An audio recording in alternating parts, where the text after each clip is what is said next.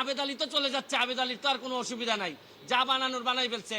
আর এই যে আপনার ডাসার উপজেলা চেয়ারম্যান প্রার্থী হয়েছিল, আল্লাহ বাঁচাইছে ডাসার মানুষ, এই যে মাদারীপুর না এটা, হ্যাঁ হ্যাঁ কালকিনি না তো আবার, আর কালকিনির পাশে, যাই কালকিনিও তো বিখ্যাত বিভিন্ন কারণে।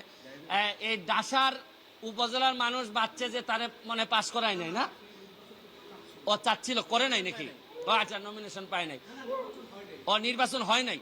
তো যাই তার কাছে যে মেকানিজম ছিল তাতে আল্লাহ মাহবুদ জানে হয়তো নির্বাচন হলে পাশও করে যেত। তাই এখন হচ্ছে গিয়ে আমার মেইন, নাইলে যদি এর ভিতরে আমি ব্যবস্থা না দেখি আমি হাইকোর্টের শরণাপন্ন হব, কারণ আমাদের তো জায়গা হচ্ছে গিয়ে হাইকোর্ট। যদি এই ব্যাপারে ব্যবস্থা গ্রহণ না করা হয়, কার কার আমলে এই ড্রাইভার সাহেব ছিলেন, পিএসসির চেয়ারম্যান, তাদের এইটার দায় দায়িত্ব আছে কিনা, তারা এটার সাথে জড়িত কিনা। এরপর হচ্ছে গিয়ে এই প্রশ্নপত্র ফাঁসের ঘটনায় কারা কারা অবৈধ সন্তান হিসাবে প্রশাসনে জন্মগ্রহণ করছেন,